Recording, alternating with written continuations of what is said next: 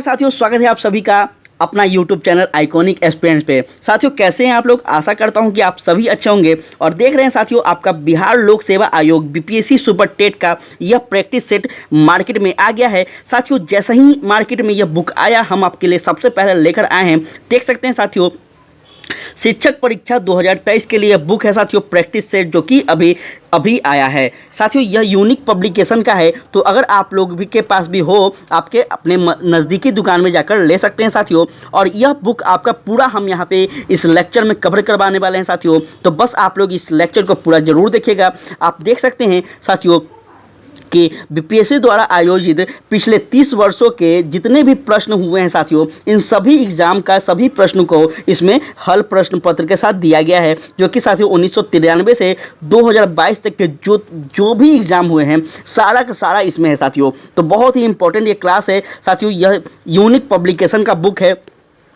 इसमें आप कंटेंट देख सकते हैं साथियों, यह कंटेंट है, ये सारा आपका यहाँ पे हम करवाने वाले हैं। तो बस साथियों लेक्चर को पूरा देखिएगा और पीडीएफ आपको टेलीग्राम चैनल पे मिलते रहेगा। तो आप लोग लिंक डिस्क्रिप्शन में दिया गया है, आप लोग वहाँ पे ज्वाइन जरूर कर लीजिएगा। ठीक है साथियों, तो चलिए स्टार्ट करते हैं अपने सेशन को। साथियों आप लोग बस लेक्चर को पूरा जरूर देखिएगा, हम बार बार बोल रहे हैं आपसे, तभी आपको कुछ समझ में आएगा साथियों। बहुत ही इंपॉर्टेंट है, आपको समझ में आएगा कैसा पैटर्न है, क्या पहले बीपीएससी क्वेश्चन पूछती थी, क्या आप क्वेश्चन पूछेगी, सब कुछ आपको समझ में आएगा। बस लेक्चर को पूरा जरूर देखिएगा साथियों। तो चलिए स्टार्ट करते हैं।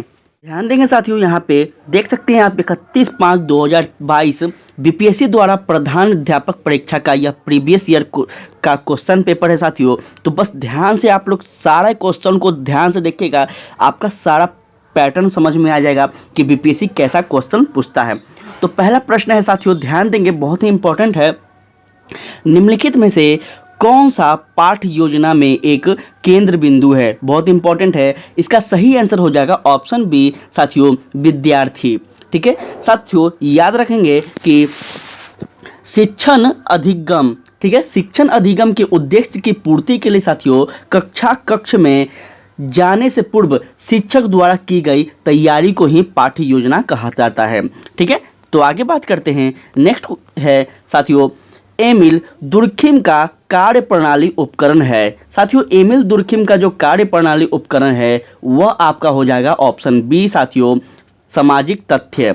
ठीक है, सामाजिक तथ्य हो जाएगा साथियों, याद रखेंगे। और इनका याद रखेंगे साथियों, इनके योगदान की अगर बात की जाए तो आपसे पूछा जा सकता है, इसलिए आप लोग इनको बारे में याद रखेंगे कि साथियों इनका पूरा नाम डेविड एमिल दुर्खिम है, जो कि फ्रांस के एक महान समाजशास्त्री हैं यह। ठीक है, इनको याद रखेगा साथियों। और इन्हें आधुनिक समाजशास्त्र का संस्थापक साथियों, दुनिया का पहला आधुनिकीकरण समाजशास्त्री भी माना जाता है। तो यह एमिल दुर्खिम को आप लोग याद रखिएगा। चलिए नेक्स्ट अगर बात की जाए तो कहता है साथियों, किस प्रकार का अनुसंधान सिद्धांत विकास से संबंधित है? इसका सही आंसर हो जाएगा साथियों ऑप्शन ई, उपयुक्त में से कोई नहीं या फिर एक से अधिक। याद रखेंगे साथियों, शोध के परिणाम की समझ बनाने के लिए सिद्धांत और अनुसंधान एक दूसरे पर आश्रित होती हैं, इस बात को आप सभी याद रखेंगे। चलिए नेक्स्ट अगर बात की जाए साथियों, तो नेक्स्ट है आपका कि शरीर के अंगों में प्रसार को किस नाम से जाना जाता है? तो याद रखेंगे, शरीर के अंगों में जो प्रसार होता है उसको वृद्धि कहते हैं, ग्रोथ कहते हैं। ठीक है साथियों, इसको याद रखेंगे। इस अभिप्राय से यह पता चलता है कि संख्या या फिर आकार में क्या हो रहा है, बढ़ रहा है। विकास का अर्थ समझ में आता है साथियों। ठीक है, चलिए बात करें आगे।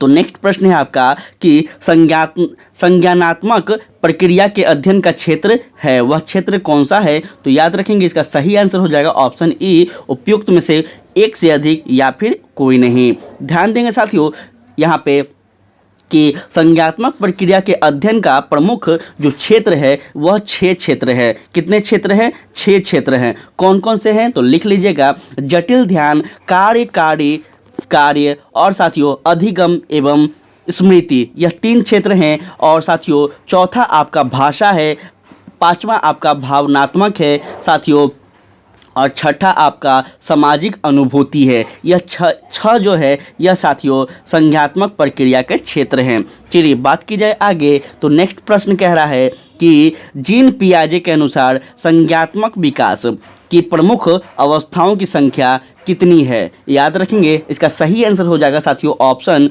बी 4। ठीक है, इस बात को याद रखेंगे साथियों कि जीन पियाजे जो हैं यह कहाँ के रहने वाले हैं साथियों, तो यह स्विट्जरलैंड के एक प्रसिद्ध मनोवैज्ञानिक और साथियों मूल रूप से प्राणी विज्ञान की यह क्या है साथियों, प्राणी विज्ञान के विद्वान हैं। ठीक है, जो कि साथियों बाल विकास पर किए गए अपने कार्य के लिए प्रसिद्ध हैं। ठीक है, तो इनका नाम याद रखिएगा। जिन जिन विद्वान का हम नाम आपको बता रहे हैं आप सभी का याद रखेंगे, बहुत इंपॉर्टेंट है। तो जीन पियाजे हो गए साथियों, याद रखेंगे इनको। चलिए बात करते हैं आगे, तो ध्यान देंगे। पूछता है साथियों कि सार्वभौमिक बुद्धि पर सबसे पहले किसने पढ़ा था? सार्वभौमिक बुद्धि पद सबसे पहले किसने पढ़ा था? तो याद रखेंगे, इसका सही आंसर हो जाएगा ऑप्शन ई। ठीक है साथियों, ऑप्शन ई हो जाएगा। ध्यान देंगे, सार्वभौमिक बुद्धि पर जो है पद साथियों ये किसने पढ़ा था? तो ये एक यूनानी दार्शनिक है साथियों। ठीक है, कौन है? यूनानिक दार्शनिक है एनाक्सोगोरस। ठीक है, एनाक्सोगोरस है साथियों। इनका नाम आप सभी लिख लेंगे तो आप सभी के लिए फ़ायदेमंद होगा साथियों। एनाक्सोगोरस, थोड़ा सा मेरा पेन ठीक से नहीं चल रहा है साथियों, तो आप लोग देख लेंगे। इन्होंने ही सबसे पहले यह क्या क्या था, तो यह लिखा था साथियों क्या? सार्वभौमिक बुद्धि पद के बारे में। ठीक है, इनको याद रखेंगे आप सभी। अगर नेक्स्ट क्वेश्चन की बात की जाए तो नेक्स्ट प्रश्न कह रहा है सार्वभौमिक बुद्धि के मॉडल में कितनी सार्वभौमिक क्षमताएं शामिल है? बहुत इंपॉर्टेंट है, कई बार ये प्रश्न पूछा गया है, आप क्वेश्चन बैंक उठाकर देखेंगे तो। और इसका सही आंसर हो जाएगा साथियों ऑप्शन ई। याद रखेंगे, ऑप्शन ई हो जाएगा साथियों। ठीक है, ध्यान देंगे, सार्वभौमिक बुद्धि साथियों के जो मॉडल हैं वह कुल कितने मॉडल हैं? तो याद रखेंगे, कुल साथियों आपका 150 मॉडल हैं। ठीक है, क्षमताएं वाले मॉडल हैं। और साथियों बुद्धि के विषय में शोध करने वाले पहले मनोविज्ञान कौन थे? तो यह भी याद रखेंगे, आपका बीनेत हैं। कौन थे? बीनेत हैं। ठीक है, तो इन सारे चीज़ों को याद रखेंगे, हम बहुत ही आपको विस्तार से समझाने का प्रयास कर रहे हैं। चलिए नेक्स्ट अगर बात की जाए तो ध्यान देंगे साथियों, नेक्स्ट है कि विद्यार्थी की सीखने की कठिनाई की पहचान करने के लिए किस प्रकार के आकलन का उपयोग किया जाता है? बहुत इंपॉर्टेंट है, इसका सही आंसर हो जाएगा साथियों ऑप्शन डी। ठीक है, ऑप्शन डी हो जाएगा देना। ठीक है, नैदानिक आकलन इसका सही आंसर हो जाएगा। ठीक है, चलिए थोड़ा सा इस पे हम अब समझाने का प्रयास करेंगे, तो देखिए क्या कहने का तात्पर्य है इसका, समझिएगा। विद्यार्थी की सीखने की कठिनाइयों की पहचान करना साथियों, उसकी प्रकृति की जांच करना और उचित उपचारात्मक निर्देश दिया जा सके, इसके लिए साथियों नैदानिक आकलन का उपयोग किया जाता है। तो इस बात को आप सभी याद रखेंगे। चलिए नेक्स्ट अगर बात की जाए तो कहता है साथियों किस प्रकार का बुद्धिमान व्यक्ति चित्रों, आकृतियों और आकारों का सटीक वर्णन कर सकता है? बहुत इंपॉर्टेंट है, इसका सही आंसर हो जाएगा आपका ऑप्शन साथियों डी। ठीक है, तार्किक। ठीक है, क्या हो जाएगा? तार्किक हो जाएगा। समझेंगे, फिर से आपको समझाने का प्रयास करेंगे तार्किक कैसे होगा। चित्रों, आकृतियों और आकारों का सटीक वर्णन करने के लिए साथियों भाषा, मूर्ति, वस्तु का ज्ञान और साथ ही साथ चिंतन की आवश्यकता होती है। इसलिए साथियों जब यह सभी गुण किसी व्यक्ति में होगा तो वो क्या करेगा? तर्क द्वारा प्रस्तुत करेगा। देखिए अगर आप पढ़े लिखे व्यक्ति हैं, अगर आपके पास अच्छा खासा नॉलेज है तो हर चीज़ का आप क्या करेंगे? एक्सप्लेन करेंगे लोगों के सामने। ठीक है, और वही व्यक्ति जो एक्सप्लेन नहीं करता है, जो हवा में बातें करता है, उसके पास बुद्धि की कमी होती है। ठीक है, तो इस प्रकार से आप इस क्वेश्चन का आंसर को समझ पा रहे होंगे। नेक्स्ट अगर बात की जाए तो नेक्स्ट है कि बच्चों के किस आयु वर्ग के लिए शिक्षा का अधिकार अधिनियम मौलिक अधिकार है? वेरी वेरी इंपॉर्टेंट है, और इसका सही आंसर ध्यान देंगे साथियों, इसका सही आंसर हो जाएगा ऑप्शन सी 6 से 14 वर्ष के बच्चों के लिए। ठीक है, यह बात याद रखेंगे साथियों। शिक्षा के अधिकार अधिनियम जो था यह याद रखेंगे कि संविधान के साथियों 46वें, ठीक है, 46वें संशोधन जो कि कब हुआ था? तो 2002 में हुआ था साथियों। कब हुआ था? 2002 में हुआ था, और इसी में यह जोड़ा गया था साथियों। ठीक है, 20 जुलाई 2009 को यह पारित हुआ था, और साथियों 1 अप्रैल 2010 को पूर्ण रूप से यह लागू हुआ था। तो सब कुछ बता दिए हैं आपको कि यह जो शिक्षा का अधिकार बच्चों को मिला था, कब मिला था, कब लागू हुआ था, तो आपको कोई दिक्कत नहीं होना चाहिए। ठीक है, और इसमें प्रावधान क्या क्या थे तो यह भी याद रखेंगे साथियों। इसमें मौलिक अधिकार के तहत बच्चों को निःशुल्क व अनिवार्य शिक्षा देना सुनिश्चित किया गया था। ठीक है, तो इस बात को आप सभी याद रखेंगे। इसलिए साथियों बच्चों को आप लोग देखते होंगे मिडिल क्लास में हो गया, फिर आंगनबाड़ी, ये सब है, ये सब इसी के अंतर्गत आते हैं। चलिए बात की जाए आगे, तो ध्यान देंगे साथियों कि निम्नलिखित में से कौन सा बचपन के दौरान बौद्धिक विकास की विशेषता है। बहुत इंपॉर्टेंट है और इसका सही आंसर हो जाएगा आपका साथियों ऑप्शन ई। ठीक है, ऑप्शन ई हो जाएगा। ध्यान देंगे साथियों, बालक में बचपन के दौरान स्वाधीनता की भावना विकसित होती है, आत्मसम्मान का भाव उत्पन्न होता है, याद रखेंगे। और साथ ही साथ यह भी याद रखेंगे साथियों कि सहयोग की भावना, अपने कार्य की स्वीकृति की भावना उत्पन्न होती है। ठीक है, तो आप इस प्रश्न को तभी हल कर पाएंगे जब आप किसी बच्चे को अच्छे से समझ पाएंगे, सोच पाएंगे बच्चे के बारे में।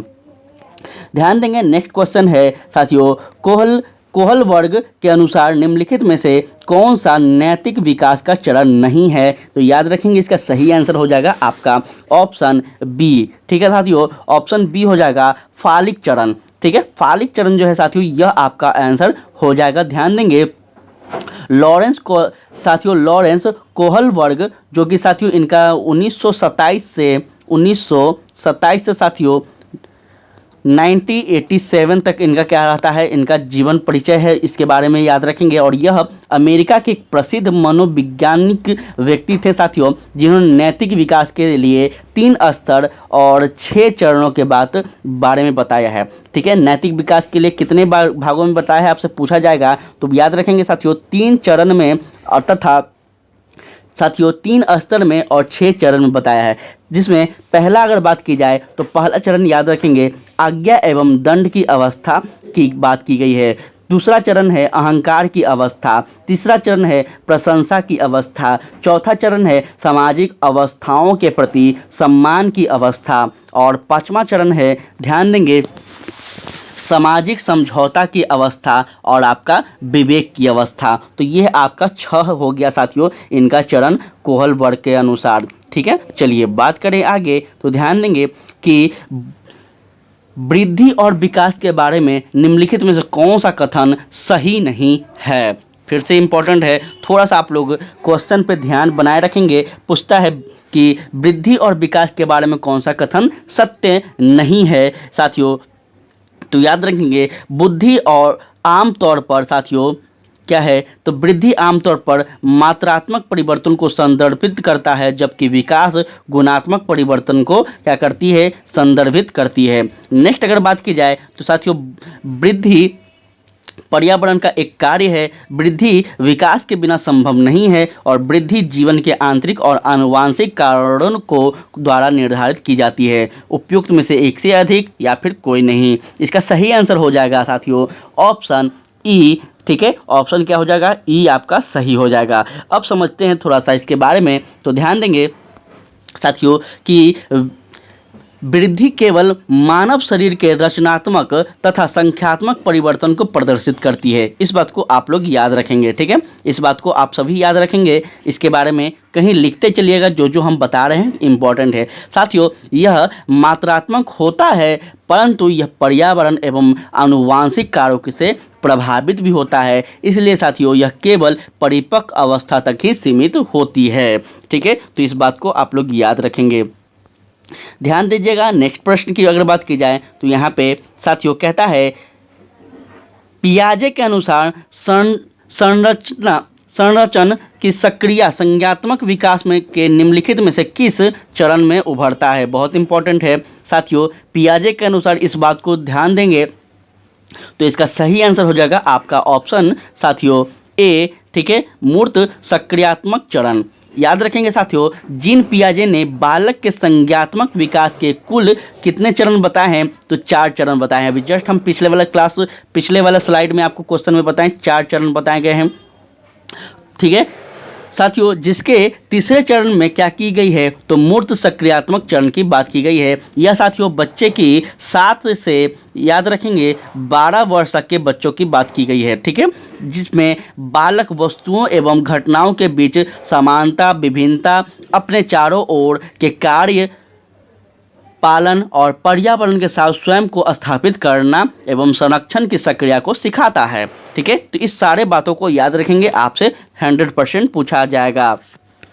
नेक्स्ट अगर क्वेश्चन की बात की जाए तो ध्यान देंगे, निम्नलिखित में से कौन सा किशोरों के बारे में एक रूढ़ि वृद्धि धारण नहीं करता है। साथियों इसका सही आंसर क्या होगा, तो याद रखेंगे इसका सही आंसर हो जाएगा आपका ऑप्शन ई। देख सकते हैं आप लोग कि सबसे ज़्यादा ऑप्शन ई साथियों आपका सही हो रहा है। तो थोड़ा सा आप लोग इस प्रकार से भी सतर्क रहेंगे, ठीक है। देखिए बात की जाए अगर रूढ़ि वृद्धि की साथियों, रूढ़िबद्ध की, तो याद रखेंगे किसी सामाजिक समूह के बारे में, ठीक है, किसी सामाजिक समूह के बारे में आप जनता के मन में परंपराओं के रूप से मान ली गई है कि धारणा रूढ़ि वृद्ध धारण कहलाता है, ठीक है। और किशोरों के साथियों किशोरों में भावों के विकास के साथ अधिक कल्पना का विकास होता है, इस बात को भी आप सभी याद रखेंगे, ठीक है। नेक्स्ट अगर बात की जाए तो कहता है निम्नलिखित में से कौन सा कारक सामाजिकरण का विरोध करता है। इंपॉर्टेंट है और इसका सही आंसर हो जाएगा साथियों ऑप्शन ई आपका, ठीक है। साथियों सहयोग, सुरक्षा, संरचना, भूमिका की पहचान एवं प्रदर्शन सामाजिक व सांस्कृतिक धारणाओं का क्या करता है, नकल सभी सामाजिकरण के सहायक तत्व होते हैं, ठीक है। जो हम बताएं ये क्या है, सभी सामाजिक तत्व होते हैं साथियों, ये सभी आप लोग याद रखिएगा।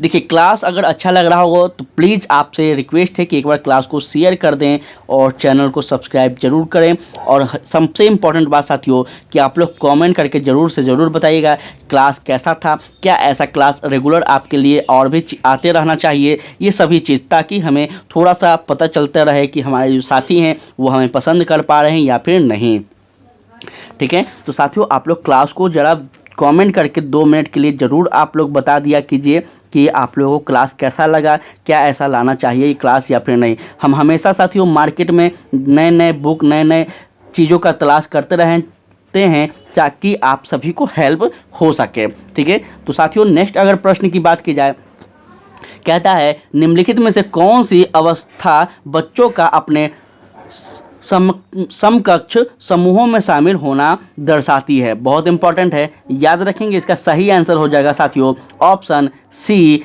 ठीक है, किशोर अवस्था, ठीक है साथियों, किशोरावस्था होता है, इस बात को याद रखेंगे साथियों। इस बात को भी याद आप सबको रखना होगा कि यहाँ पे साथियों,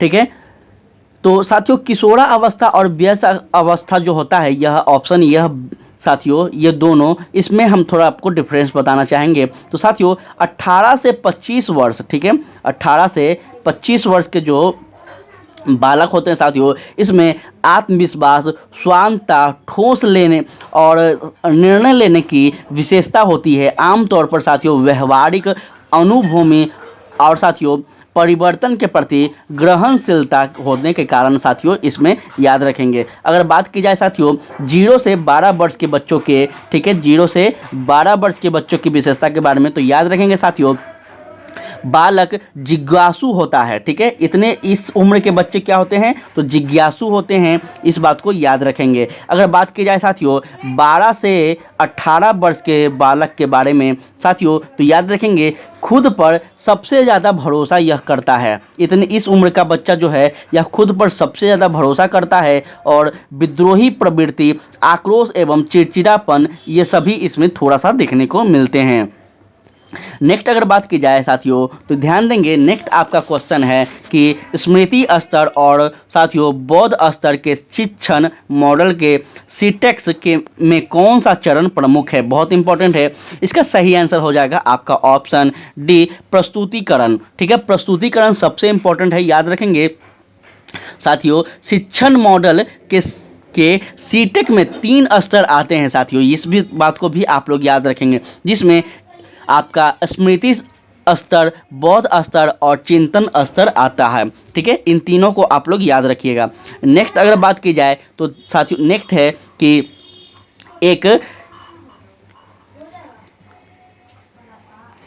एक डिस्लेक्सिक शिक्षार्थी निम्नलिखित में से किससे पीड़ित होता है? बहुत इंपॉर्टेंट है। इसका सही आंसर हो जाएगा आपका साथियों ऑप्शन ए। ठीक है, क्या से होता है? तो भाषा प्रसंस्करण की में कठिनाइयाँ उससे होती है। ठीक है, याद रखेंगे इस बात को।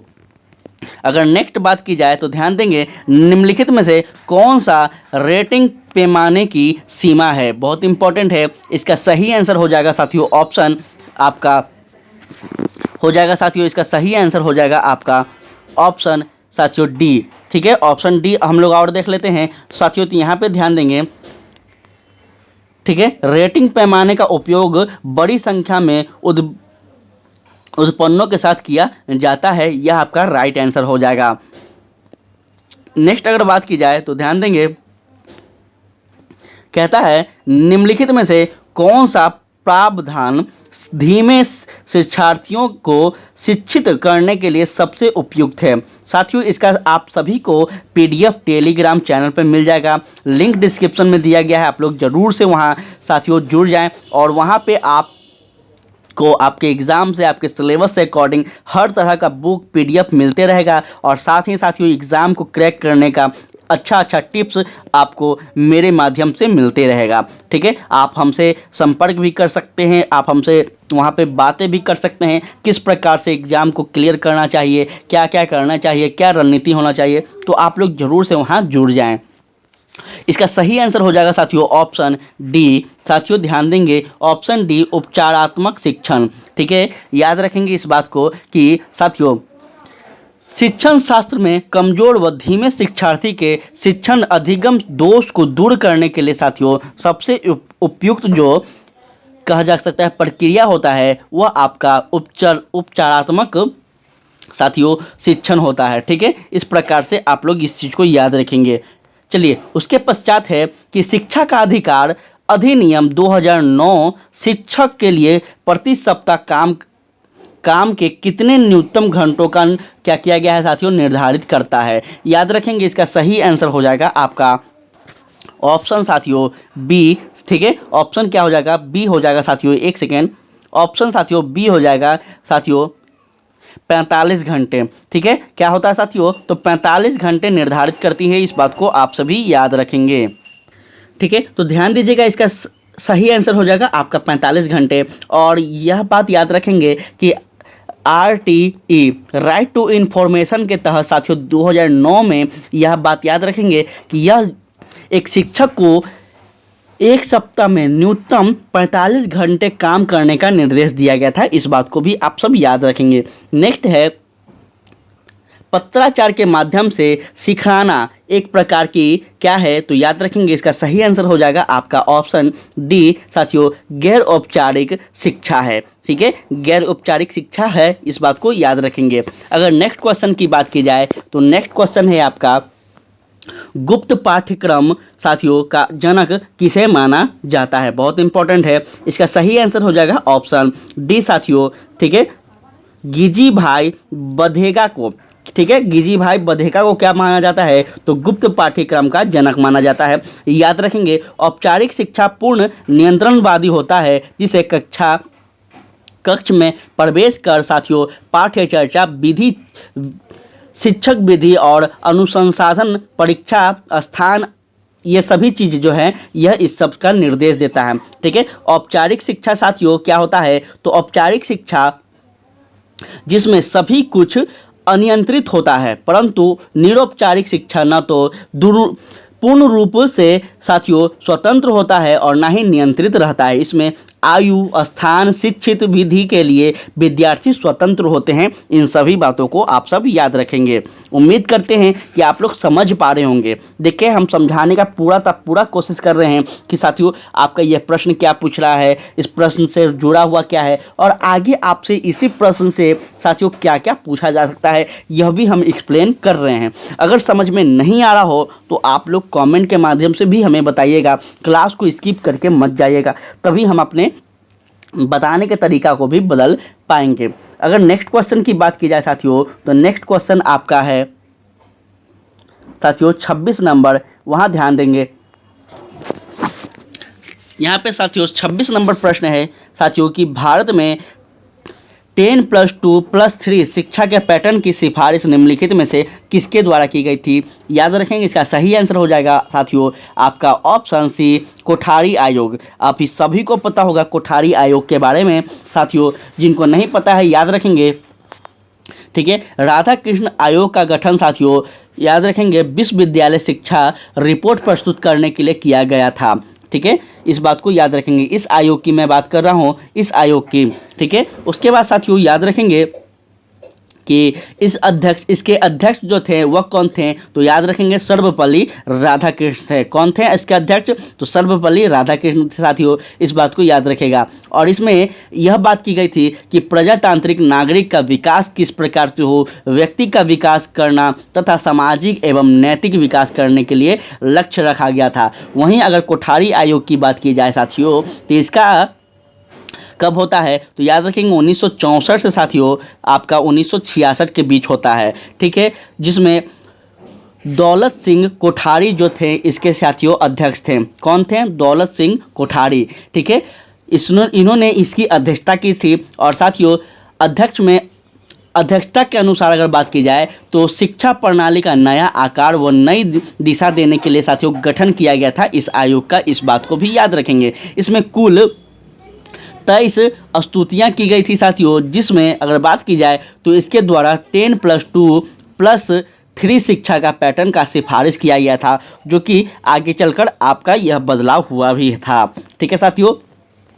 नेक्स्ट अगर बात की जाए तो दर्शन शास्त्र में एक्सियोलॉजी निम्नलिखित में से किससे संबंधित है, इंपॉर्टेंट है। और इसका सही आंसर हो जाएगा साथियों ऑप्शन सी, मूल्य, ठीक है। क्या हो जाएगा, तो मूल्य से हो जाएगा। इस बात को आप सभी याद रखेंगे कि साथियों दर्शन शास्त्र में एक्सियोलॉजी होता है जो वह मूल मीमांसा होता है। पहली बार साथियों 1902 में पॉल लेपी तथा साथियों 1908 में एहुहार्ड वान साथियों हार्टमैन के द्वारा प्रयोग किया गया था इसको, ठीक है। यह साथियों धर्म, नैतिकता और सौंदर्य शास्त्र के मूल्य की धारणा पर आधारित होता है, इस बात को भी आप सभी याद रखेंगे। नेक्स्ट अगर बात की जाए तो ध्यान देंगे साथियों, कहता है नकारात्मक शिक्षा की अवधारणा अर्थ दर्शन शास्त्र के निम्नलिखित में से किस स्कूल में से संबंधित है, इंपॉर्टेंट है। इसका सही आंसर क्या होगा, थोड़ा यहाँ ध्यान देंगे साथियों। इसका सही आंसर क्या होगा, तो ध्यान दीजिएगा, इसका सही आंसर होगा साथियों प्रकृतिवाद। क्या होगा, प्रकृतिवाद इसका सही आंसर हो जाएगा।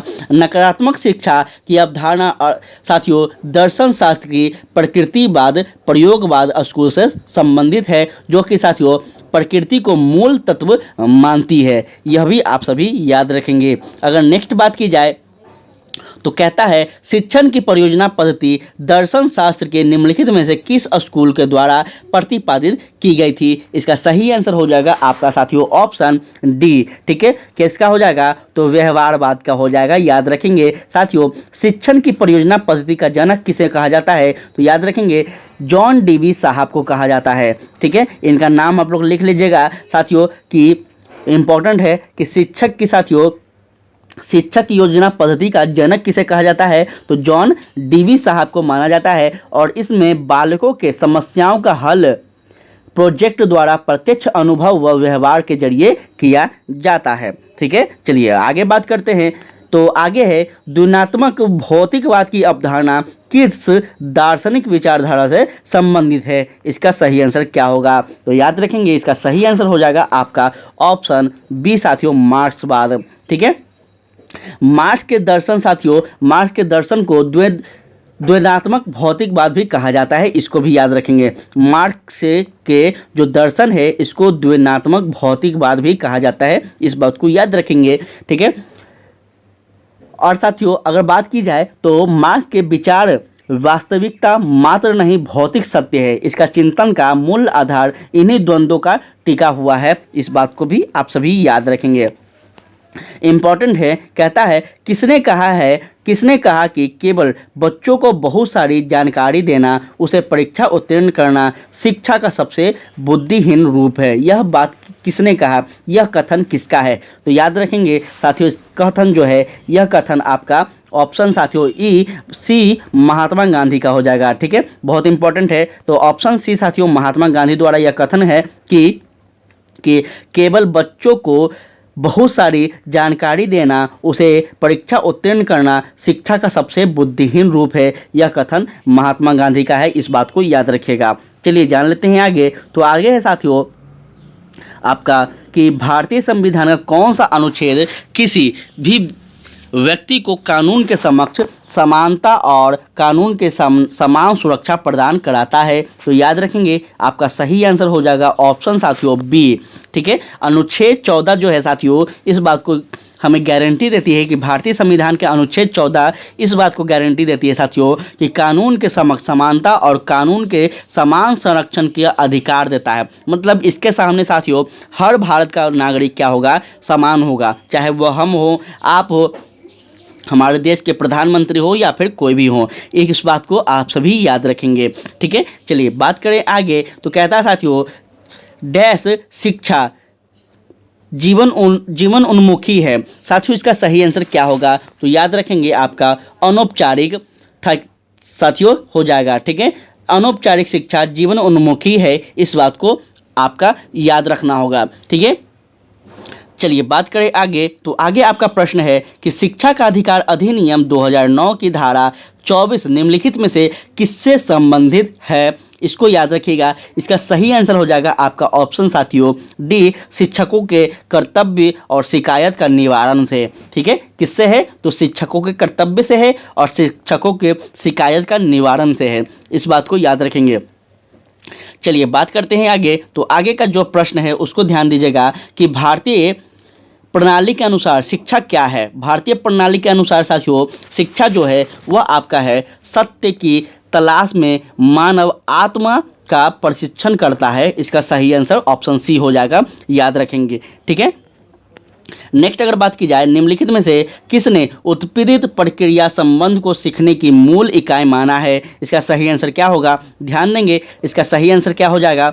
तो यहाँ पे थोड़ा सा आप लोग ध्यान दीजिएगा साथियों, इसका सही आंसर हो जाएगा आपका ऑप्शन साथियों इसका व्यवहारवादी अधिगम का सिद्धांत जो है इसका सही आंसर हो जाएगा। ठीक है, इस बात को आप सभी याद रखेंगे साथियों कि व्यवहारवादी उद्गम का सिद्धांत है, इसका सही आंसर हो जाएगा। चलिए बात करते हैं आगे। तो आगे ध्यान देंगे निम्न में से कौन सीखने के लिए रचनावादी दृष्टिकोण से जुड़ा होता है? इसका सही आंसर हो जाएगा आपका साथियों, ठीक है, कार्ल रोजर्स जो है इसका सही आंसर हो जाएगा। ठीक है, इस बात को आप सभी याद रखेंगे कि सामाजिक संस्कृति सिद्धांत के लिए साथियों इसे जाना जाता है और इन्होंने सामाजिक अंतक्रिया को सीखने का मूल तत्व भी माना है। ठीक है, तो इनको नाम का आप लोग याद रखिएगा। नेक्स्ट है एक बच्चे को सामाजिक शिक्षा वास्तव में शुरू होती है कब? एक बच्चे की सामाजिक शिक्षा कब शुरू होती है? तो याद रखेंगे इसका सही आंसर हो जाएगा आपका साथियों, यहाँ ध्यान देंगे इसका सही आंसर हो जाएगा आपका साथियों उपयुक्त में से एक से अधिक या फिर एक से अधिक या फिर कोई नहीं। तो साथियों इसका सही आंसर ये आपका ऑप्शन ई हो जाएगा। थोड़ा सा यहाँ पे हम आपको समझाना चाहेंगे तो क्लियर आपका हो जाएगा। देखिए कहना क्या चाह रहा है कि साथियों एक बच्चे का सामाजिक जो शिक्षा होता है साथियों उसके परिवार से शुरू होता है। ठीक है, यहाँ पे प्रश्न क्या पूछ रहा है ध्यान दीजिएगा। किसी भी बच्चे का जो शिक्षा प्रारंभ होता है सबसे पहले कहाँ से प्रारंभ होता है? तो उसके घर से ही होता है। ठीक है, इस बात को याद रखेंगे। जब वह क ख लिखना शुरू करता है, जब गोल गोल करना शुरू करता है, तो इस प्रकार से आप लोग समझिएगा। अगर बात की जाए आगे प्रश्नों की तो साथियों आगे है निम्नलिखित में कौन सी सीखने की अवधारणा में सुधार के लिए एक रणनीति है? इसका सही आंसर हो जाएगा आपका ऑप्शन ई साथियों। ठीक है, कि सीखने की अवधारणा में सुधार के लिए सही पाठ्यक्रम का निर्माण, उचित पाठन सामग्री का इस्तेमाल तथा बालक की स्वतंत्र अभिरुचि प्रमुख रूप से शामिल होना चाहिए। इसको याद रखिएगा। ठीक है, चलिए बात करते हैं नेक्स्ट क्वेश्चन की। तो नेक्स्ट प्रश्न है आपका कि शिक्षा आयोग, साथियों शिक्षा आयोग की रिपोर्ट जो कि शिक्षा आयोग कब आई थी तो साथियों 1964 से 66 में। ठीक है, शिक्षा रिपोर्ट का शीर्षक क्या था साथियों? तो शिक्षा रिपोर्ट का जो शीर्षक था वह था शिक्षा और राष्ट्रीय विकास। यह बात को आप लोग याद रखेंगे साथियों। बोझ के बिना शिक्षा यशपाल समिति के रिपोर्ट साथियों 1993 में आया था, लिख लीजिएगा, अब इंपॉर्टेंट है।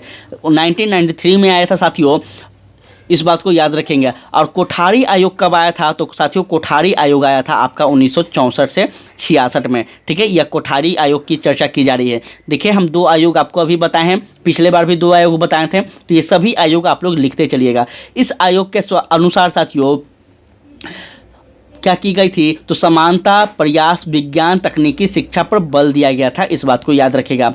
नेक्स्ट प्रश्न कह रहा है कि निम्नलिखित में से कौन सा शिक्षण के अंत क्रियात्मक चरण के दौरान क्रिया किया जाता है? इसका सही आंसर हो जाएगा आपका ऑप्शन ई साथियों। ठीक है, शिक्षण के अंत तक क्रियात्मक चरण में शिक्षा के लक्षणों का निर्धारण, पाठ्य सामग्री का निर्धारण, बालक की अभिरुचि एवं समस्याओं का निदान, ये सभी जो हैं ये सभी पद्धतियां साथियों इसमें शामिल हैं, इसको याद रखिएगा। चलिए बात की जाए नेक्स्ट क्वेश्चन की कि एक शिक्षक वास्तव में तब तक शिक्षक नहीं बन एक शिक्षक वास्तव में तब तक नहीं पढ़ा सकता जब तक कि वह स्वयं सीख नहीं रहा है। ठीक है, विशेष रूप से व्यय किया गया एक दृष्टिकोण है, एकात्मक दृष्टिकोण है। इसका सही आंसर क्या होगा? बहुत इंपॉर्टेंट है। ठीक है, क्या कह रहा है? बहुत ही इंपॉर्टेंट है। कोई भी शिक्षक किसी को जब तक नहीं समझा सकता साथियों जब तक वह स्वयं वह शिक्षित ना हो, जब तक वह स्वयं उस पाठ्यक्रम में विद्वान ना हो, अच्छा पकड़ ना रखता हो। यही यहाँ पे समझाने की प्रक्रिया है। इसका सही आंसर हो जाएगा आपका ऑप्शन साथियों बी। यह कथन साथियों रविंद्रनाथ टैगोर का है। ठीक है, बहुत ही इंपॉर्टेंट ये कथन था, तो इसको याद रखिएगा आप सभी। ठीक है, चलिए बात करते हैं अगर नेक्स्ट क्वेश्चन की, तो ध्यान देंगे साथियों स्वामी विवेकानंद ने निम्नलिखित में से किस अवधारणा पर बल दिया है? बहुत इंपॉर्टेंट है। इसका सही आंसर हो जाएगा आपका साथियों ऑप्शन बी, मानव निर्माण शिक्षा पे। ठीक है साथियों, स्वामी विवेकानंद ने धार्मिक विकास को शिक्षा का प्रमुख उद्देश्य माना है, और यह भी बात याद रखेंगे कि उनके विचारों में साथियों मानवता के प्रति प्रेम तथा अध्यात्मक की भावना दृष्टिकोण होती थी, यह भी याद रखेंगे। ठीक है, मैकाले की अगर बात की जाए साथियों तो याद रखेंगे मैकाले एक व्यक्ति था। ठीक है, यह अंग्रेजी अधिकारी था साथियों मैकाले। ठीक है, इसी ने साथियों शिक्षा पद्धति का विरोध किया था, और यह बात याद रखेंगे कि उसके अनुसार शिक्षा वही जो सच्चा मानव का निर्माण करता है, यह कथन इसका था। तो यह भी आपसे पूछा जा सकता है। नेक्स्ट अगर क्वेश्चन की बात की जाए तो ध्यान दीजिएगा साथियों, नेक्स्ट प्रश्न है आपका कि सहकारी अधिगम की अवधारणा किसने प्रस्तुत की थी? इंपॉर्टेंट है, यह हमेशा पूछा जाता है। सहकारी अधिनियम, सहकारी रिपोर्ट। ठीक है, तो इसको याद रखिएगा। इसका सही आंसर हो जाएगा साथियों जॉनसन और स्मिथ के द्वारा। ठीक है, इसका सही आंसर हो जाएगा। ध्यान देंगे साथियों कि किसी काम को अकेले करने की तुलना में जब समूह में किया जाता है तब साथियों कार्य की क्या होती है? गति मिलती है। ये आप सबको यह बात समझ में आ रहा होगा, सबको पता होगा। साथियों अधिगम की परिप्रेक्ष्य में इस सिद्धांत को सहकारी अधिगम कहा जाता है, जो कि साथियों 1960 के दशक में साथियों मिनेसोटा विश्वविद्यालय के डेविड स्मिथ और साथियों रोजर जॉनसन के द्वारा इस मॉडल का प्रतिपादन किया गया था। ठीक है, तो इस बात को आप सभी याद रखेंगे। अगर नेक्स्ट क्वेश्चन की बात की जाए तो साथियों यहाँ ध्यान दीजिएगा, आपका 45 नंबर तक क्वेश्चन हम लोग अभी पहुँच गए हैं।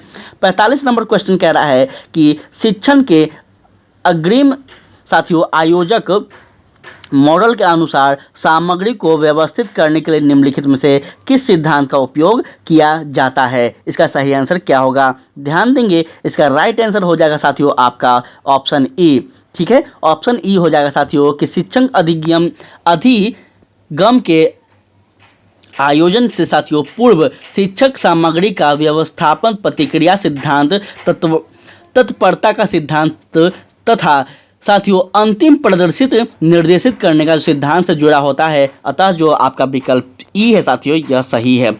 नेक्स्ट अगर बात की जाए साथियों तो ध्यान देंगे इनमें से किसने सुझाव दिया कि अहंकारवाद छोटे बच्चों को के भाषा सीखने को प्रभावित करता है। यह किसका सुझाव था? तो याद रखेंगे इसका सही आंसर हो जाएगा आपका ऑप्शन साथियों ई। ठीक है साथियों, ठीक है, भाषा सीखने को जब बात होती है तो साथियों तो वहाँ पे क्या आता है, ध्यान दीजिएगा,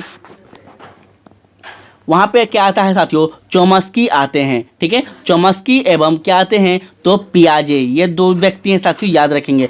पियाजे को मानसिक धारणा प्रभावित दिखाई पड़ता है। और साथियों यह भी याद रखेंगे कि चोम्स्की के द्वारा अगर बात की जाए तो चोम्स्की ने भाषीय क्षमता को जन्मदाता होना बताया है, परंतु साथियों पियाजे के अनुसार अगर बात की जाए तो आध्यात्मिक एवं समाज योजक जोड़ दिया है। इस दोनों को साथियों अहंकारवाद को भाषा ज्ञान का प्रभावित तत्व माना जाता है, इसलिए आपका ऑप्शन ई उपयुक्त में से एक से अधिक सही हो रहा है।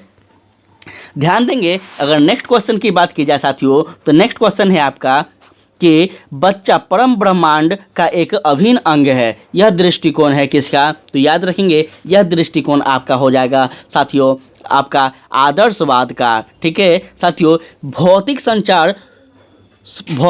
संसार जो दृष्टिगोचर होता है साथियों वह वास्तविक नहीं बल्कि वह तो क्या होता है तो वह मानसिक जगत या फिर विचार जगत के अभिव्यक्ति का क्या होता है साथियों तो रूप होता है। इस बात को याद रखेंगे। और साथियों और आदर्शवाद की अगर बात की जाए तो आदर्शवाद के जनक कौन हैं तो प्लेटो हैं। आप सबको पता होगा कि आदर्शवाद के जनक प्लेटो को माना गया है साथियों। आदर्शवाद में चिंतन मन सभी चीज़ों का ईश्वर की शक्ति के रूप में दिखाई देता है, इस बात को याद रखेंगे। चलिए कहता है साथियों नेक्स्ट प्रश्न कि रूसों की स्वतंत्रता की अवधारणा को किसके द्वारा स्वीकार नहीं किया गया है? याद रखेंगे इसका सही आंसर हो जाएगा साथियों आपका ऑप्शन ई साथियों, इसका सही आंसर हो जाएगा। ठीक है, प्राथमिक स्तर पर बच्चों की शिक्षा साथियों अपने क्या है तो अपने स्वाभाविक एवं प्राकृतिक सहज परिवेश अर्थात साथियों अपनी मातृभूमि की सहायता से होनी चाहिए।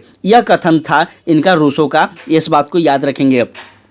ठीक है, अगर बात की जाए आगे साथियों तो आगे ध्यान देंगे कि भारतीय संविधान का कौन सा अनुच्छेद प्राथमिक स्तर पर मातृभाषा शिक्षा, बहुत इंपॉर्टेंट है, की सुविधा से संबंधित है। इसका सही आंसर क्या होगा तो याद रखेंगे इसका सही आंसर हो जाएगा आपका साथियों अनुच्छेद 350 ए।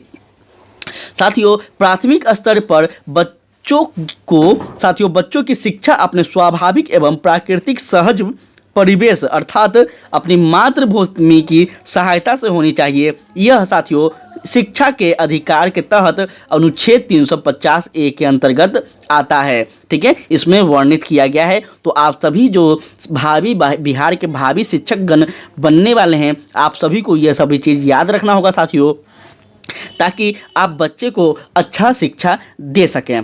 चलिए बात की जाए आगे साथियों पुस्तक द लाइफ डिवाइस किसके द्वारा लिखी गई है? तो याद रखेंगे इसका सही आंसर हो जाएगा आपका साथियों।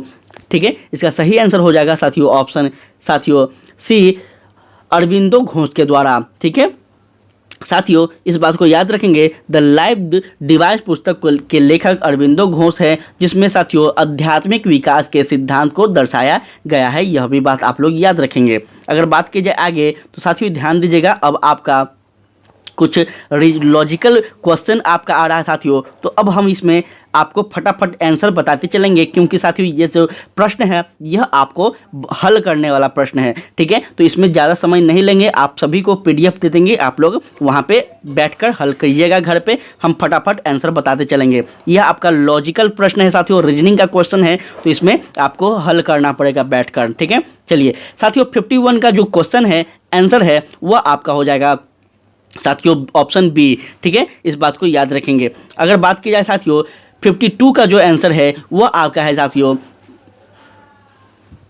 ऑप्शन डी साथियों। ठीक है, यह सभी आपको बनाना होगा साथियों, तो आप लोग कोशिश कीजिएगा बनाने का। आपको क्वेश्चन आपका इसको PDF आपको टेलीग्राम पे मिल जाएगा। 53 का साथियों ऑप्शन ए हो जाएगा। 54 का आपका साथियों बी हो जाएगा। और साथियों 55 का अगर बात की जाए तो 55 का साथियों आपका सी हो जाएगा। ठीक है, सबको देखते चलिएगा साथियों। उसके बाद 56 का आपका क्या हो जाएगा साथियों, तो 56 का आपका सी हो जाएगा। ठीक है, 57 का आपका साथियों डी हो जाएगा। ठीक है, उसके बाद अगर बात की जाए, ध्यान दीजिएगा,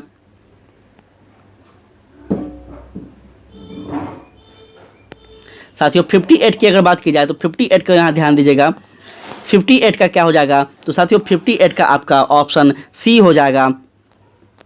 59 का साथियों आपका ऑप्शन सी हो जाएगा। ठीक है, इन सभी चीज़ों को देखते चलिएगा। 59 का हो गया साथियों, 16 का आपका डी हो जाएगा। ठीक है, 16 का क्या हो जाएगा, डी हो जाएगा। 61 का साथियों आपका क्या हो जाएगा, तो याद रखेंगे 61 का साथियों आपका बी हो जाएगा। ठीक है, 61 का आपका बी हो जाएगा। साथियों 63 का क्या हो जाएगा, 63 का आपका ए हो जाएगा साथियों, ए हो जाएगा। 64 का आपका ध्यान दीजिएगा, 63 का ए हो जाएगा साथियों। 64 का अगर बात की जाए तो 64 का साथियों डी हो जाएगा। ठीक है, 64 का आपका डी हो जाएगा। 65 के साथियों आपका डी हो जाएगा। ये सभी साथियों आप लोग बनाकर ज़रूर हमें कमेंट में बताइएगा। ठीक है, ये सभी जो है यह आपका लॉजिक वाला क्वेश्चन है। और साथियों आप लोग क्वेश्चन को देख रहे होंगे, ये लॉजिक वाला क्वेश्चन है, यह ऐसे हल नहीं होगा, इसलिए हम आपको झूठ मूठ का नहीं बहला सकते हैं, यह आपको बनाना होगा। ठीक है, 66 का साथियों आपका हो जाएगा बी हो जाएगा साथियों। और 67 का आपका 67 का साथियों आपका सी हो जाएगा। 68 का आपका डी हो जाएगा। ठीक है, चलिए आगे अगर बात की जाए तो 69 का साथियों आपका बी हो जाएगा। और 70 का आपका साथियों यहाँ पे ध्यान दीजिएगा, 70 का आपका बी हो जाएगा साथियों। इस प्रकार से आपका सारा यह जो था आपका समाप्त होगा साथियों, आपका रीजनिंग का मैथ। रीजनिंग का जो भी क्वेश्चन था वो लगभग साथियों इस प्रकार से था। आगे अगर बात की जाए 71 का साथियों, 71 ध्यान दीजिएगा, अब आपका साइंस का क्वेश्चन आता है साथियों, तो यहाँ पे अब ध्यान दीजिएगा। ठीक है, यहाँ से आपका साइंस का प्रश्न प्रारंभ होता है। कहता है साथियों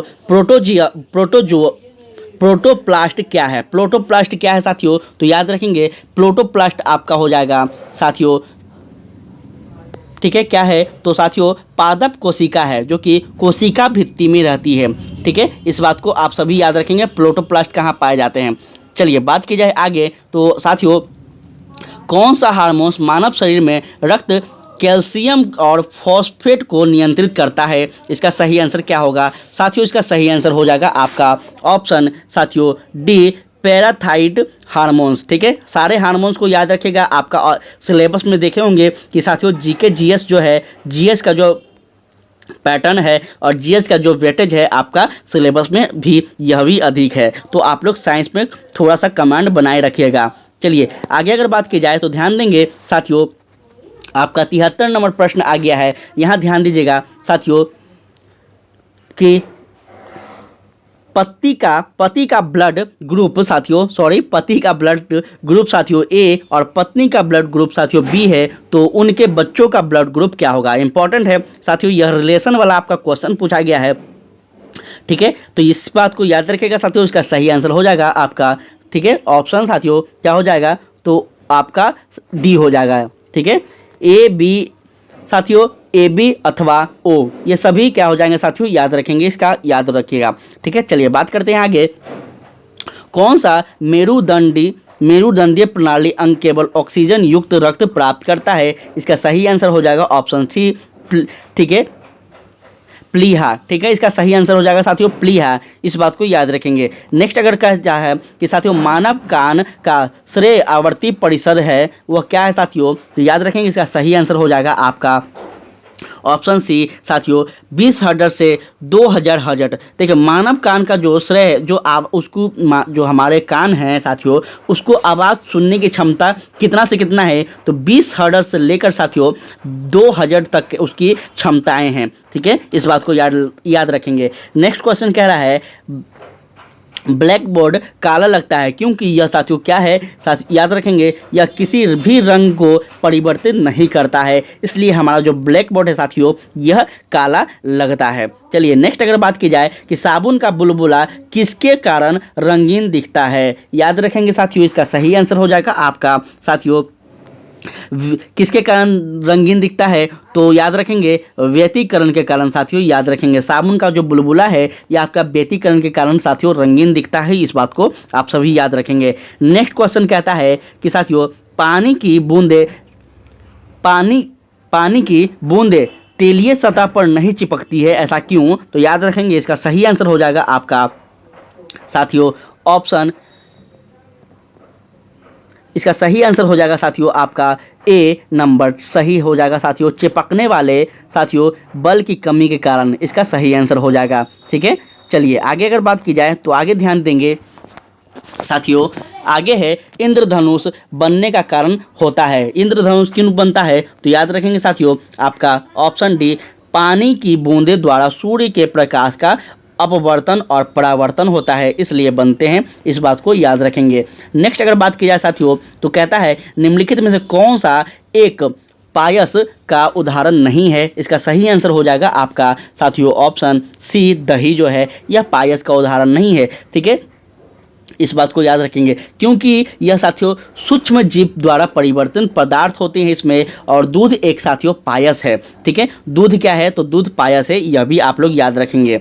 चलिए बात की जाए आगे तो ध्यान दीजिएगा साथियों, आगे जो है आपका आगे की अगर प्रश्न की बात की जाए साथियों तो कहता है, एक सेकंड साथियों ध्यान दीजिएगा, आगे नेक्स्ट प्रश्न की अगर बात की जाए तो कहता है साथियों निम्नलिखित में से कौन सी सिलिका की संरचना है, इसका सही आंसर हो जाएगा आपका साथियों ऑप्शन डी जो है, पानी में एसिटिक एसिड का साथियों 5 से 8% घोल जो है यह आपका सिलिका का संरचना बनाता है, इस बात को आप सभी याद रखेंगे। नेक्स्ट अगर बात की जाए तो ध्यान दीजिएगा निम्नलिखित में से कौन सा गलत है, आपसे पूछा जा रहा है कि निम्नलिखित में से कौन सा गलत है साथियों, इसका सही आंसर हो जाएगा आपका ऑप्शन साथियों बी जो है, यह आपका जो है मिश्र धातु 2 या 2 से अधिक धातुओं का विषममार्गी मिश्रण होता है, यह जो कथन है बिल्कुल गलत है। नेक्स्ट अगर बात की जाए तो ध्यान देंगे 83 प्रश्न है साथियों, कहता है ब्लीचिंग पाउडर का रासायनिक नाम क्या है। ब्लीचिंग पाउडर का साथियों जो रासायनिक नाम है वह आपका क्या हो जाएगा साथियों, तो याद रखेंगे इसका सही आंसर आपका ऑप्शन ए कैल्शियम ऑक्साइड हो जाएगा। ठीक है साथियों, क्या हो जाएगा, कैल्शियम ऑक्सीक्लोराइड हो जाएगा, सॉरी साथियों कैल्शियम ऑक्सीक्लोराइड। साइंस में साथियों साइंस का जो वर्ड होता है वो इंग्लिश में ज़्यादा बेटर होता है पढ़ने में, हिंदी की अगर तुलना से बात की जाए तो। अगर साथियों इसका रासायनिक सूत्र भी पूछ दे आपसे फॉर्मूला, तो याद रखेंगे कि CaOCl2 इसका जो होता है साथियों यह होता है ब्लीचिंग पाउडर का साथियों रासायनिक फॉर्मूला। ठीक है, जो कि यह है आपका कैल्शियम ऑक्सीक्लोराइड। चलिए बात करते हैं नेक्स्ट क्वेश्चन की, तो निम्नलिखित में से कौन सा रासायनिक परिवर्तन है, इसका सही आंसर हो जाएगा आपका ऑप्शन साथियों ई जो है, यह रासायनिक परिवर्तन क्या है, तो रासायनिक परिवर्तन वह परिवर्तन है जिसमें साथियों नए पदार्थ का निर्माण होता है।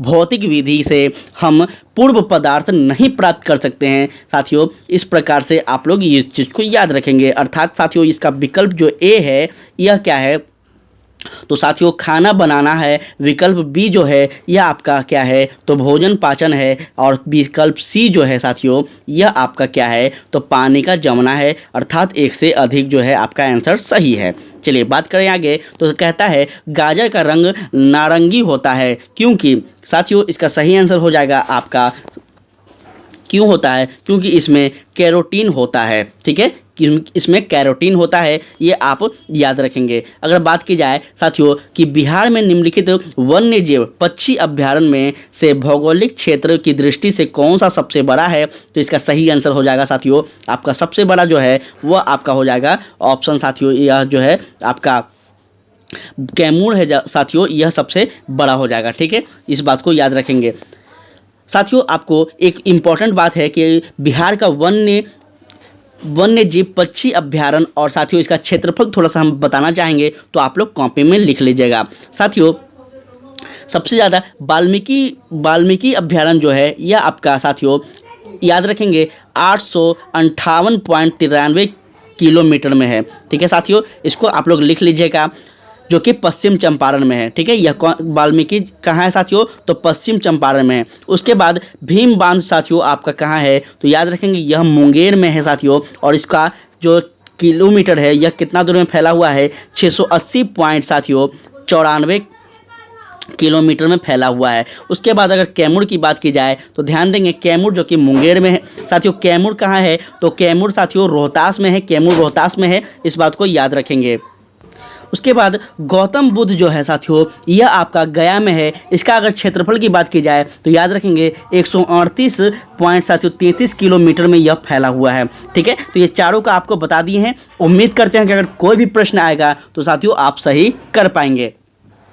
चलिए बात की जाए आगे, तो नेक्स्ट क्वेश्चन कह रहा है आपका कि बिहार के निम्नलिखित प्रशासनिक भागों में साथियों किसके पास सबसे कम जिले हैं। याद रखेंगे इसका सही आंसर हो जाएगा साथियों आपका ऑप्शन साथियों। अगर बात की जाए तो याद रखेंगे आपका क्या कह रहा है क्वेश्चन, एक बार फिर से समझ लीजिएगा साथियों कि बिहार में निम्नलिखित प्रशासनिक प्रभागों में से, ठीक है, या फिर साथियों प्रमंडल में किसके पास सबसे कम जिला है।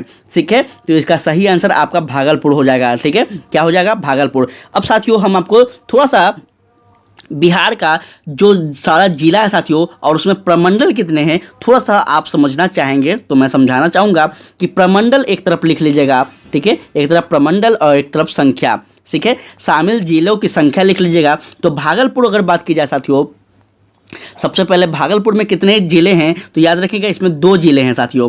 पटना में कितने जिले हैं, तो 6 जिले हैं। सारण में कितने जिले हैं, तो याद रखिएगा 3 जिले हैं। और कोसी में साथियों आपका 3 जिला है। ठीक है, तो इस चीज़ को याद रखेंगे। नेक्स्ट क्वेश्चन है साथियों कि आपका कि निम्नलिखित में से साथियों देशों के जोड़ों में से किस जोड़े का पर्वतीय सीमा सबसे लंबी है। इसका सही आंसर क्या होगा, ध्यान दीजिएगा यहाँ पे आपका ऑप्शन है साथियों। इसका सही आंसर हो जाएगा आपका साथियों ऑप्शन सी। यहाँ ध्यान दीजिएगा साथियों, ऑप्शन सी। यहाँ पे आपको थोड़ा धुंधला दिख रहा होगा, लेकिन जब आपको PDF हम प्रोवाइड करवाएंगे तो आपको सही देंगे। ठीक है, चिली अर्जेंटीना जो है इसका सही आंसर हो जाएगा। ठीक है, चलिए बात की जाए 89 प्रश्न की साथियों, तो कहता है क्षेत्र और देश के निम्नलिखित जोड़े में से कौन सा जोड़ा सही सुमेलित नहीं है। याद रखेंगे इसका सही आंसर क्या हो जाएगा, तो इसका सही आंसर हो जाएगा साथियों आपका ऑप्शन ई, उपयुक्त में से एक से अधिक या फिर एक से कोई नहीं। ठीक है, चलिए साथियों इसको समझ लेते हैं थोड़ा सा डिटेल में। ध्यान दीजिएगा साथियों यहाँ पे, ठीक है, इसका सही आंसर जो है साथियों आप लोग ध्यान दीजिएगा। चलिए आगे अगर बात की जाए साथियों तो आगे ध्यान देंगे इसके बारे में थोड़ा सा साथियों यहाँ पे हम आपको बता ही देते हैं ताकि आप लोग कंफ्यूज ना रहें। साथियों इसका सही आंसर हो जाएगा आपका यूरिस जो फ्रांस है सही सुमेलित है। मकाओ चीन में है साथियों, सही है। और इस प्रकार से थोड़ा सा धुंधला दिख रहा है साथियों, इस प्रकार से हमें भी प्रॉब्लम हो रहा है। फॉकलैंड जो है यूके में सही है। ठीक है, इसलिए आपका एक से अधिक जो है आंसर सही हो गया है। चलिए बात की जाए 90 नंबर प्रश्नों की साथियों, थोड़ा सा आप लोग यहाँ पे ध्यान देंगे। प्रश्न कह रहा है निम्नलिखित में से किस क्षेत्र में प्रवाल भित्ति नहीं है। साथियों प्रवाल भित्ति आपका ऑप्शन क्या है साथियों, तो खंबात की जो खाड़ी है साथियों यहाँ पे प्रवाल भित्ति नहीं है। ठीक है, भारत में प्रवाल भित्ति 4 प्रकार के प्रमुख हैं साथियों, इस प्रकार के याद रखेंगे।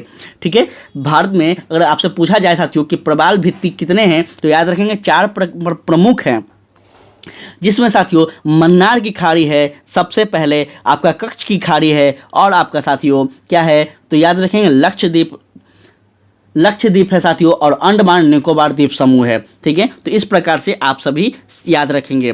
चलिए बात की जाए आगे तो ध्यान देंगे कि सुरंग और यहाँ ध्यान दीजिएगा सुरंग और जुड़ने वाले स्थानों में निम्नलिखित जोड़ों में से कौन सा जोड़ा सही सुमेलित नहीं है। इसका सही आंसर हो जाएगा आपका साथियों डी नंबर। क्या हो जाएगा साथियों, इसका सही आंसर हो जाएगा डी नंबर। ठीक है, जो जिला सुरंग जो है यह आपका साथियों कारगिल और लेह में है। ठीक है, जो कि इसका सही आंसर हो जाएगा। जोजिला सुरंग साथियों श्रीनगर और लेह में यह क्षेत्र में है। ठीक है, श्रीनगर और लेह को यह क्या करती है तो जोड़ती है जोजिला सुरंग।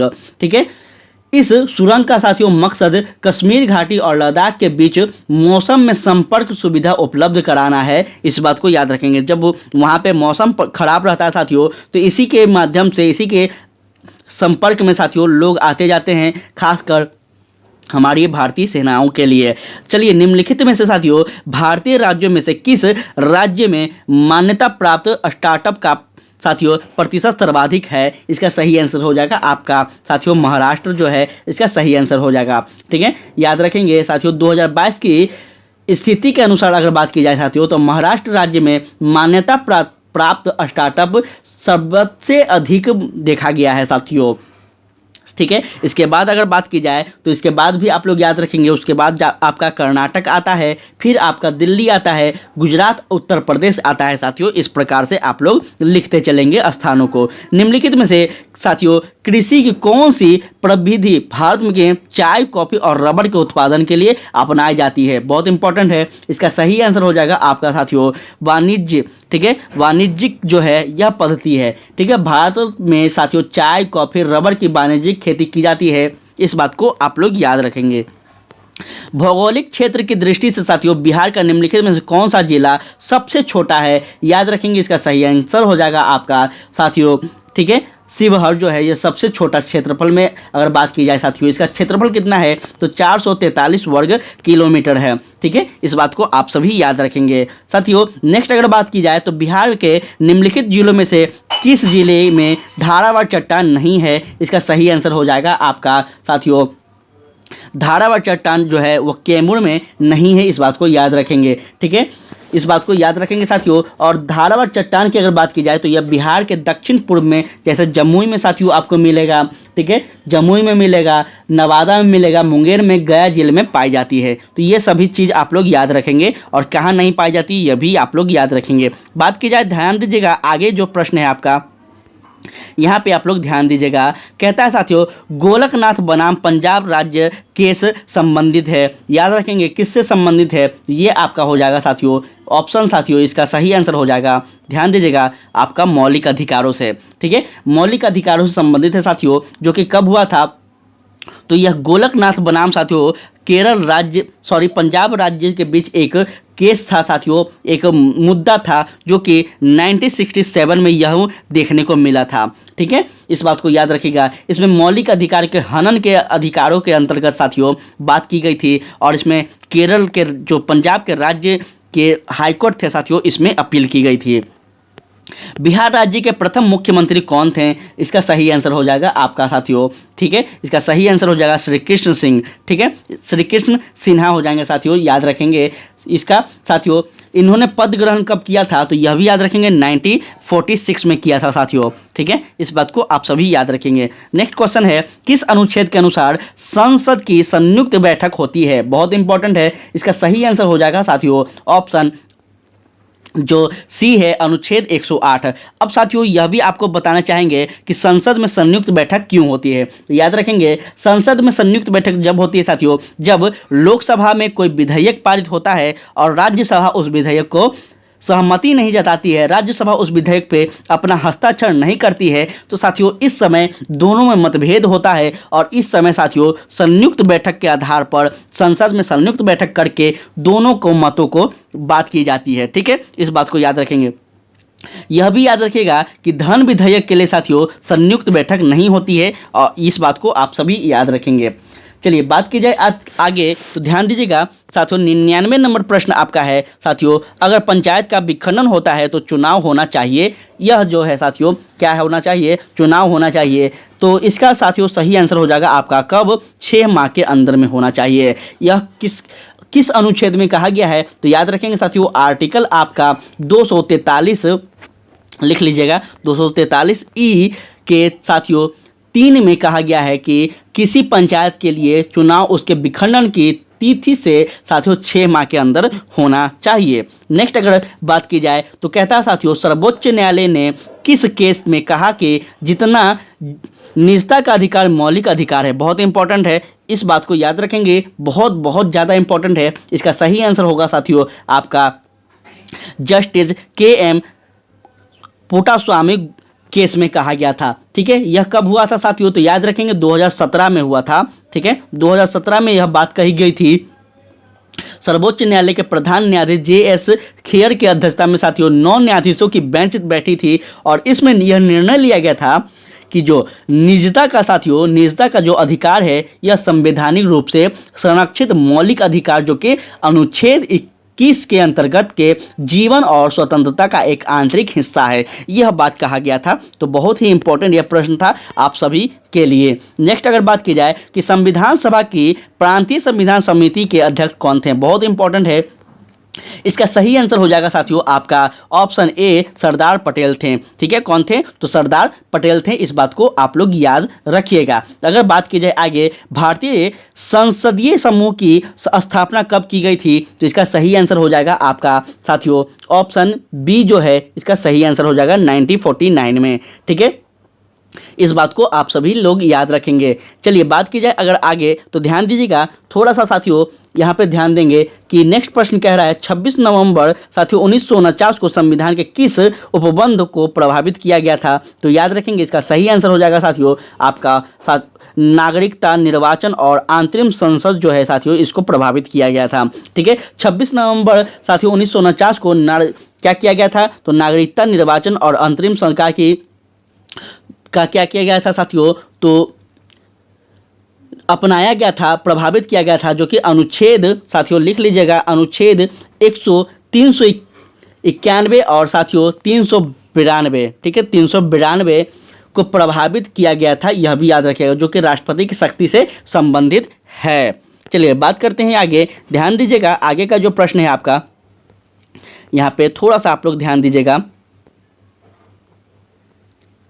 एक सेकंड। सुकन्या समृद्धि योजना बहुत इंपॉर्टेंट है साथियों, यह योजना आपसे पूछा जा रहा है। इसका सही आंसर हो जाएगा आपका ऑप्शन साथियों ए जो है बालिकाओं के लिए एक छोटी बचत, क्या है साथियों? छोटी बचत योजना है। ठीक है, इस बात को याद रखेंगे और साथियों यह भी याद रखेंगे कि सुकन्या समृद्धि योजना बालिकाओं के लिए एक छोटी बचत योजना है। इस बात को याद रखेंगे, जो कि बेटी बचाओ बेटी पढ़ाओ अभियान के तहत 22 जनवरी साथियों 2015 को सुकन्या समृद्धि योजना की शुरुआत की गई थी। ठीक है, इस बात को याद रखेंगे। निम्नलिखित में से कौन सी एक संसद की सबसे बड़ी योजना समिति है? इसका सही आंसर हो जाएगा आपका साथियों, ध्यान दीजिएगा ऑप्शन साथियों बी जो है इसका सही आंसर, प्राक्कलन समिति जो है इसका सही आंसर हो जाएगा। साथियों प्राक्कलन समिति में कुल 30 सदस्य थे। ठीक है, लोक लेखा समिति में 22 सदस्य, सहकारी उपकरण में साथियों आपका 22 सदस्य।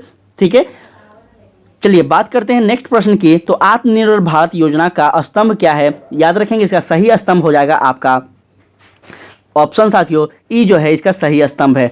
अर्थात साथियों यह जो है अर्थशास्त्र भी है, अर्थ आधारभूत संरचना है, तकनीकी है और जानकीकी है साथियों, इसलिए एक से अधिक हो जाएगा। नेक्स्ट अगर बात की जाए तो ध्यान दीजिएगा, नेक्स्ट क्वेश्चन है साथियों आपका कि भारतमाला परियोजना का मुख्य केंद्र क्या है? तो याद रखेंगे इसका सही हो जाएगा आपका माल एवं यात्रियों की आवाजाही की दक्षता का अनुकूलन जो है इसका सही आंसर हो जाएगा। ठीक है, भारतमाला परियोजना राजमार्ग क्षेत्र के लिए एक नया व्यापक विकास कार्यक्रम है साथियों, जो कि आर्थिक गलियारे, तटीय और बंदरगाह संपर्क सड़कों और ग्रीनफील्ड एक्सप्रेसवे का विकास करता है। ठीक है, चलिए बात करें आगे साथियों औद्योगिक नीति संकल्प 1948 को ने प्रस्तावित किया था। इसका सही आंसर आपका देख सकते हैं साथियों मिश्रित अर्थव्यवस्था हो जाएगा। ठीक है, औद्योगिक नीति संकल्प 1948 में साथियों भारत को एक मिश्रित अर्थव्यवस्था में प्रस्तावित किया गया था। इस बात को आप सभी याद रखेंगे। औद्योगिक नीति साथियों 1948 में सार्वजनिक और निजी क्षेत्र दोनों के महत्व को स्वीकार किया गया था। बिहार आर्थिक सर्वेक्षण 2020-21 के अनुसार साथियों ग्रामीण बिहार में महिला श्रमिकों की जनसंख्या का अनुपात क्या था? इसका सही आंसर हो जाएगा आपका साथियों ऑप्शन बी जो है इसका 4.0% जो है इसका सही आंसर हो जाएगा। ठीक है, इस बात को याद रखिएगा साथियों, इसका सही आंसर हो जाएगा। अगर बात की जाए नेक्स्ट क्वेश्चन की साथियों, तो जनगणना 2011 के अनुसार बिहार का लिंग अनुपात क्या था? इसका सही आंसर होगा साथियों आपका ठीक है, क्या होगा तो 918 था साथियों। इस बात को भी आप लोग याद रखिएगा, 918 था साथियों। अगर लिंग अनुपात प्रति पुरुषों की बात की जाए तो 1000 था साथियों, ठीक है, 1000 था, ठीक है। अगर उसी तुलना में अगर महिलाओं की संख्या की बात की जाए तो 918 था, ठीक है। चलिए बात करते हैं नेक्स्ट क्वेश्चन की आपका, जो कि इस क्वेश्चन का अंतिम प्रश्न है साथियों। इसमें बिहार आर्थिक सर्वेक्षण 2021-22 के अनुसार साथियों 2011-12 में स्थिर मूल्य पर बिहार अर्थव्यवस्था की वृद्धि दर क्या था? तो इसका सही आंसर हो जाएगा आपका साथियों 10.5% जो था इसका वृद्धि दर था, ठीक है। इस बात को याद रखेंगे। चलिए साथियों, आज आपका यहीं पे होता है क्लास समाप्त। क्लास कैसा लगा आप लोग जरूर से जरूर हमें बताइएगा साथियों, ताकि आपके लिए हम बहुत ही ज़्यादा मेहनत करते हैं साथियों। आपके लिए जो भी मार्केट में इंपॉर्टेंट बुक आता है वह बुक आपके लिए तुरंत लाते हैं। तो उम्मीद करते हैं कि साथियों आप लोग इस यहाँ पे पूरा यह यूनिक पब्लिकेशन का जो बुक है आपको पूरा पढ़ाया जाएगा, सारा क्वेश्चन करवाया जाएगा।